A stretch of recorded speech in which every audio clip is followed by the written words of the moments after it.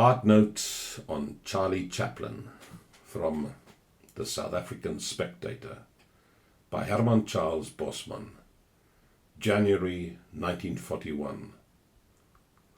Podcast read by Archie Henderson. As an artist, Charlie Chaplin can be classed with the greatest American geniuses of all time. To say that Charlie Chaplin wasn't born in America doesn't affect the issue. For that matter, Hitler wasn't born in Germany. With the release of the film The Great Dictator, there has been a mild revival of the old Charlie Chaplin, Adolf Hitler controversy as to who imitated whom, but on this standpoint, Hitler is quite clear. He says that he grew his moustache that way long before he heard of Charlie Chaplin. And as for the walk, he has walked that way all his life, Hitler says. It is characteristic of distinguished people that when they come to write down their thoughts for public consumption, they pointedly ignore all references to those personages who have most profoundly affected them. Thus, in Bernard Shaw's work, an important feature is the hiatuses in regard to Oscar Wilde. And there is little direct reference to Charlie Chaplin in the pages of Mein Kampf. It is assumed that the highest form of genius is of such a sort, with its scarlet flames and ruinous flowers, that it renders the possessor incapable of adapting himself to the practical demands which the world makes. This view appears to be incorrect.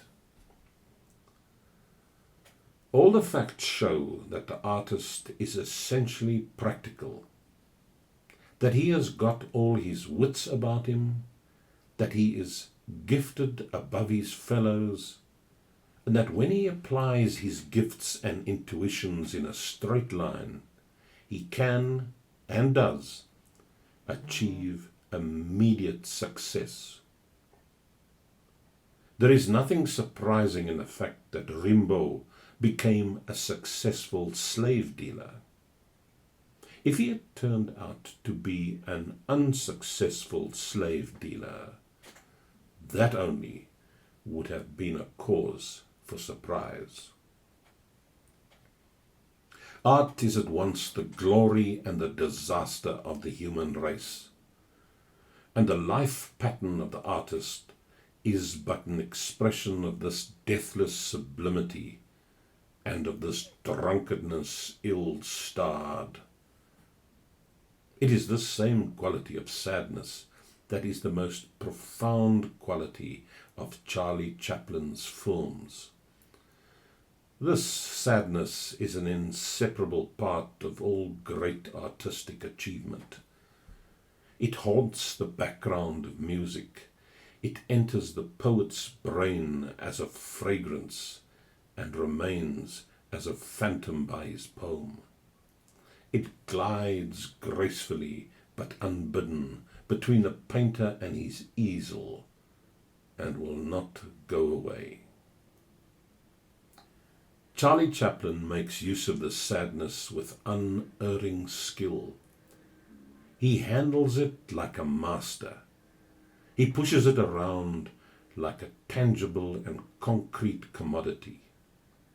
He manipulates this quality earthily, in the way that Turner paints water as though it is a solid.